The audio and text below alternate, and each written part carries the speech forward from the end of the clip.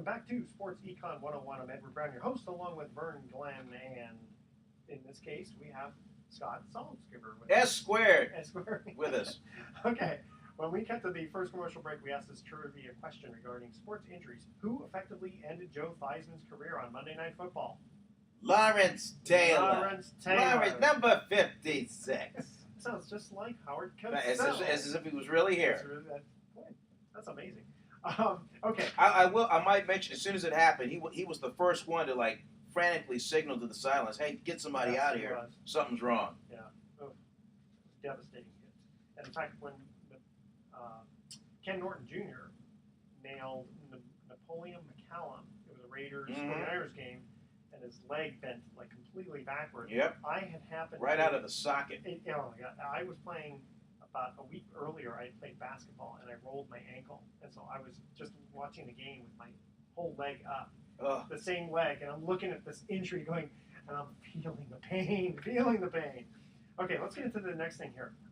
Even quarterbacks are saying that the NFL officials protect them too much. This is from quarterbacks, okay? Like Brett Favre said, of course this was taken a little while ago, he appreciates that the NFL's concern for his safety. Still, even he thinks the league and the officials sometimes go too far to protect the quarterbacks. So, imagine how the pass rushers feel when, the NFL navigates the fine line between, the fact that you can hit them versus not hit them. I mean, it kind of does take away from the game. But, of course, if you get your quarterbacks hurt, it's going to be half the game right there. Well, I mean, I don't know if you've seen the face value of tickets these days for these NFL games, but these people aren't paying, hundreds of thousands of dollars to go out to a 49er game. And I mean, no offense, I don't want to go see Scott Tolzien. Who? Yeah, exactly. I want to see Colin Kaepernick play. Well, and of course, when Smith got hurt. Alex Smith. Yeah, thank you. See, I forgot his name already. Who knew Colin? Nobody. Yeah. But then he came in and he sure did a good job. Oh, well, and then he changed the whole position. But yeah, did you know that the Oakland Raiders are the first ones to instill quarterbacks to wear the red protective jersey in practice? When you wear a red jersey in practice, it means don't touch him if you wear red.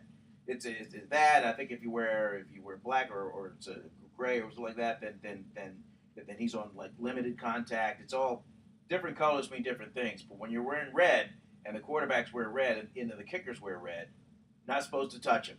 I can understand that. I mean, all you have to do is get one guy to get hurt in practice, because that happens. Now, let's face it. I mean, quarterback's the most visible position. It's the most important position out there. And if the quarterback goes down, then it just throws the whole thing off the railing. I mean, these guys game plan every single day, leading right up to the game for this particular person to execute the play. And when he's out, I know it's next man up, but the game plan maybe wasn't designed for that next quarterback. One guy was a runner, one exactly. guy was not. In fact, this is kind of up your alley, Scott. So guys nowadays, I think they're much bigger and stronger than they used to be, but the body still gets injured. Weak places like the necks and the ankles, because there's not blood. Is it true? There's not much blood going to those. The blood's going there, but what it is a lot of the injury spots these days. Next example, take a look at the hardware that these guys are wearing, the equipment they're wearing. Are their necks vulnerable? And in a classic example, we're talking quarterbacks. They have to have loose heads. Their heads have to swivel. They need to see the playing field at all times. Yeah. They're vulnerable there. You take guys like Romanowski back in the day, working linebacker positions. They've got the neck pads. They know they're coming in. They know they're going to put their head down and hit somebody. So I think a lot of that's going to go into what position they're playing, what they're expected to do out of that position. And there's only so much you can do with ankles and knees. Right. I mean, you're vulnerable no matter what football down there. Speaking of vulnerable, let's talk about the sexy story behind the 49ers, and that is Michael Crabtree. He was the number one target of Colin Kaepernick. He was targeted 100 times last year, and he was scheduled to be targeted maybe even twice as much. And then in practice, a complete tear of his Achilles tendon. Now, I've done that in the early 90s. That cost me a year. Yeah. And I know Jim Harbaugh came in with, well, we're not ruling him out for the year. Well, I am. Yeah. But still, I mean, a guy like that in a position where you're in your thinnest position that they have on the team to be out, I have to think it's got to affect, I don't care who you throw up there. I think it's got to affect just how you scheme. That's a game changer for sure. I mean, you hit it right on. Kaepernick, that was his favorite receiver to go to.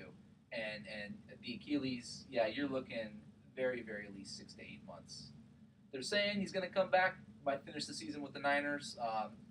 Fingers crossed. We discussed it earlier in the topics of all the wonderful things these NFL players have access to. Do I foresee some chambers in his future? Yes. Do I see maybe some infrared laser treatment? Yes. Infrared saunas? Well, they yes. do everything. Oh yeah, possible. he's gonna have the best medical treatment money can buy. But the bottom line, I mean, atrophy's going to set in that leg. One calf's going to be smaller than the other. Maybe not as strong. I mean, all these factors are going to come into play that he doesn't even know about yet. And there's going to be that first time. I know these are tough guys, but there's going to be that first route where he just lets it go. The first go route. Wow. Is it going to snap on me? Is it going? It's got to be in the back of your mind. Even though that cord will be a lot, it'll be stronger than it was before he ripped it in the first place. And they surgically repaired it in less than an hour. Well, I know, like, if I remember correctly, bones heal faster. But I mean, or get stronger with Twice the break. as strong. Twice as strong. But does a tendon though? Oh yeah, because really? it's Suture it just imagine this shade. You cut it in half and it rolls right on up. Yeah. You pull it down and you suture it with the other one, but you just reinforce it. I mean it is not it ain't going anywhere. Yeah, I remember when I rolled my ankle. I was out for a year, and when I came back, and I was I didn't have to. I mean that was basketball, nothing like football, and it was like very very touch and go with being sensitive. And you're right about the calf. One bigger than the other. If I'm AJ Jenkins, the top pick last year, I'm thinking, boy, now or never, man. This might time to really show him something. Yeah, that's a good point. They even said here for the last part of this, says from your high school officiating days, so we're talking from an official standpoint, basically you're told don't call a foul unless you're 100% sure it's a foul. But in a player safety, as opposed to being 100% sure, it's more like if you're in doubt, throw a flag. Because they said if we do make an error, if we want to do it on the player safety part. Of course, that kind of ruins the game a little bit, but you have to second guess these guys. Well, in this day and age of injuries and freak accidents and penalties and injuries from penalties and in the sue happy society, I mean, you just got to be careful. Well, I think a big part of it too is preservation of the game. You want to see the NFL players last in full careers, but not only that, but you've got families at home watching these NFL players, and then you start seeing some of these horrific injuries. That's going to keep the youth off the fields.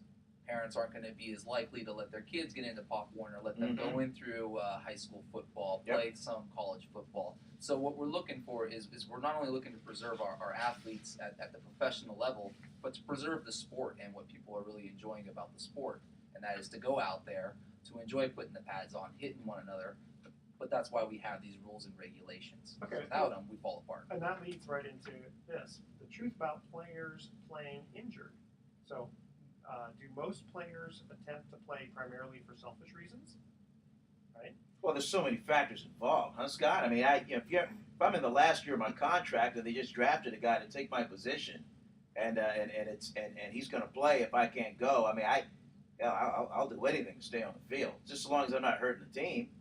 And that's a big point. Okay, playing for your teammates is a concern as well, and that means doing whatever it takes on the field. The pressure to play is constant.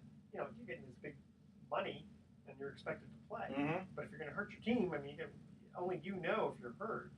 In some, for obviously if you do a Napoleon McCallum type thing or a Joe Theismann. It's a tough position to be in because the more you make, the more problems you got. They say, and you're making a high salary, you're a high visible guy, and then you get hurt. Maybe you'll hurt more than you let on. But I mean, but there's maybe the wife that looks good on your arm. You're used to that lifestyle. All of a sudden, those checks aren't coming in. And then you see you later. I mean, it happens all the time. And concussions are a separate issue because players used to almost always play the following week after concussion. And speaking of concussions, that chamber comes into play because I know guys who used to play in the league that go to a place up in Sacramento in those chambers, and to keep their memory intact. Right. So they've done a lot of research lately on the hyperbaric chambers and what it does for brain trauma, injuries, etc. They've tried it on a few pilots.